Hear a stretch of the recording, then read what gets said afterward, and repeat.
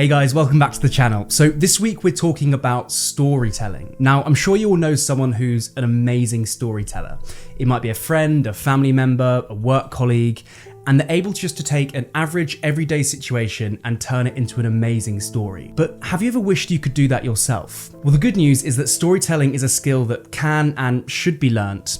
And I used to be absolutely rubbish at telling stories, but after a lot of practice and now being a professional magician where it's pretty much my job to tell stories, I've got to a level where I'm pretty good at it. So what I'm going to be doing in this video is giving you my top 7 tips on how to become an amazing storyteller. So let's get into it. So tip number 1 is understanding the importance of storytelling. So storytelling is one of those weird things that we all do, but no one's ever actually taught us how to tell a really good story. And a stat came out recently that says 65% of all the words that come out your mouth are either stories or gossip. So it doesn't matter what happens in your life, you're going to constantly be telling stories to people. Now, storytelling can benefit all aspects of your life. Just think about the last time you're at a dinner party or something. The people who are good at telling stories naturally just are able to captivate the room and draw people into them. And they're able to just take an average everyday situation and make it really interesting. And you've probably also seen people at dinner parties who might be really interesting, they might be really knowledgeable, but they're not able to convey that information in a way that's captivating, and therefore whatever they say just kind of falls flat. So the point here is whatever aspect of your life you're trying to improve, storytelling can really help with that, but it's really a skill that we're never taught how to do.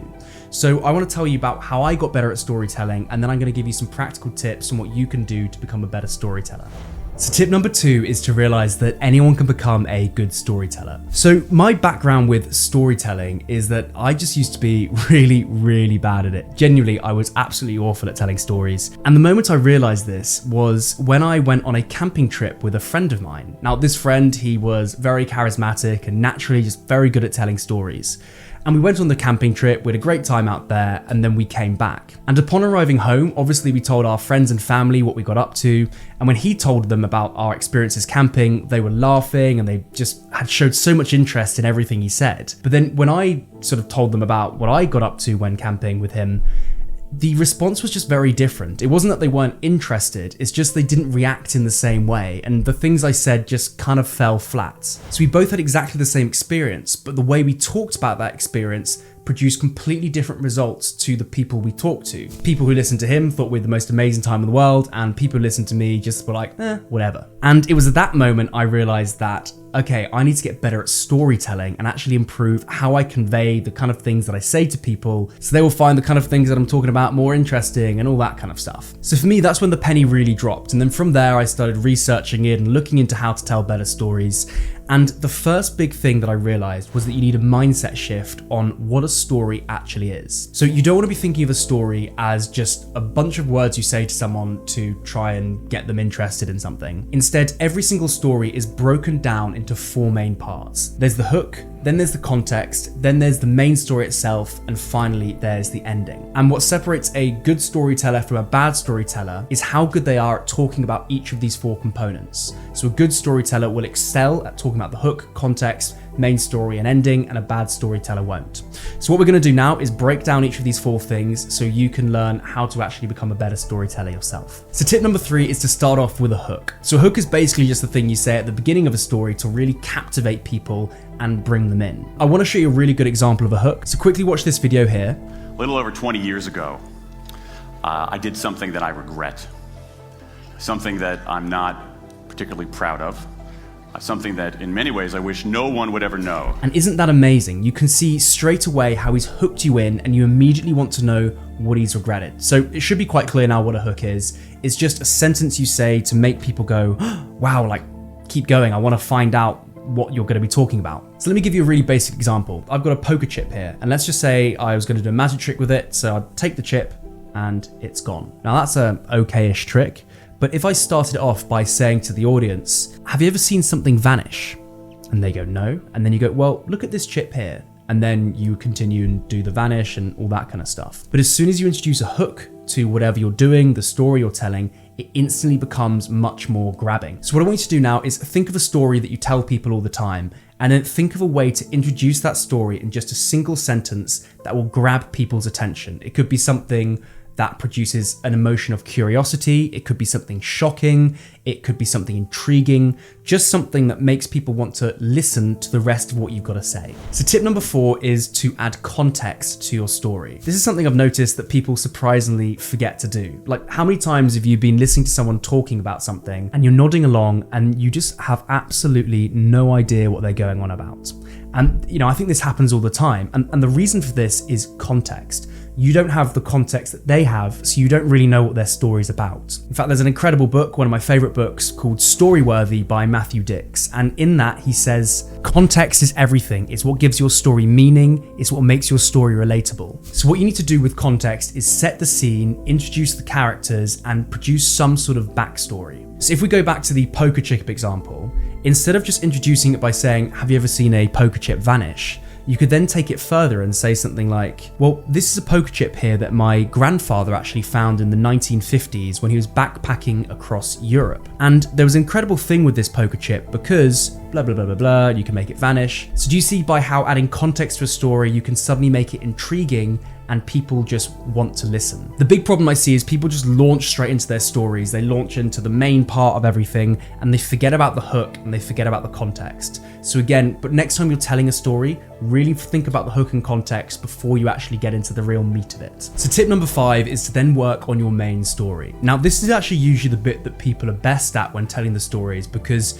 it's the part that you normally actually just launch straight into and forget about the hook and the context and that kind of stuff. But essentially the main story is just something that introduces the plot line, the conflicts and the challenges that whatever your story is about involves. And the key to having a really good main story is to bring out the details. So really good storytellers are able to bring out details that provoke emotions in the people who are listening to the story. So a 2007 study showed that when you have detailed descriptions of a setting, characters or actions, listeners are more likely to remember the information and to feel more immersed in the story. So the real key here is to show and don't tell. You really want to use visual imagery that provokes emotions in the people listening to your story so they really feel like they're there and they can relate to it. So let's just say you were talking about a story and you wanted to say that you were scared. Instead of just going, yes, this happened and I was really scared, you want to say something like, I could feel the goosebumps all along my arm, the brow on my forehead was dripping with sweat, and my hair was standing on end, and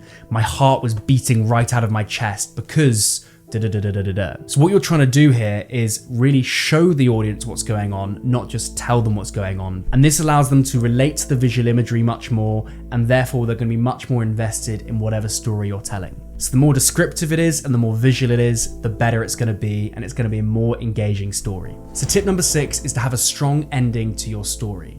So a good ending will actually satisfy the audience and really reinforce the message behind your story, whilst a bad ending can actually undermine an otherwise great story. And the best way to create a strong ending to your story is to answer the question, so what? What is the point of everything you just said? Because what bad stories do is just say what happened. These are the events and this is what happened. But what the so what question does is it takes it to the next level and basically gives your story a purpose and a takeaway that the listeners can then use. So your so what could be a lesson that you learned, some emotions that were brought up that really changed how you thought about something, a feeling that you experienced that you never want to experience again. Like, let's just use the example of the poker chip stuff.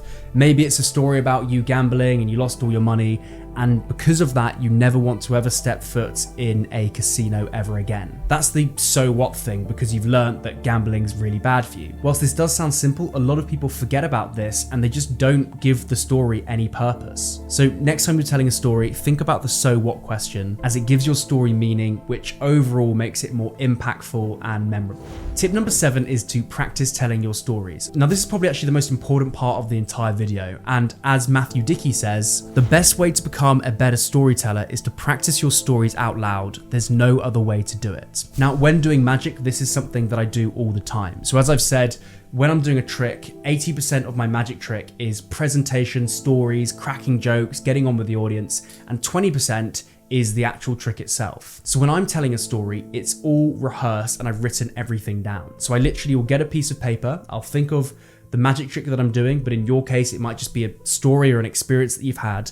And I recommend you write it down, all the key parts, and then you practice telling that story over and over again in the mirror, in the shower, whilst driving to work, anywhere you can. Just tell the story to yourself, because it means when it comes time to deliver that story, you know what you're going to say, you know when you're going to say it, so you can deliver it with confidence. Anyway, there's 7 tips on how to become a better storyteller, and I hope you enjoyed the video, and I'll see you in the next one.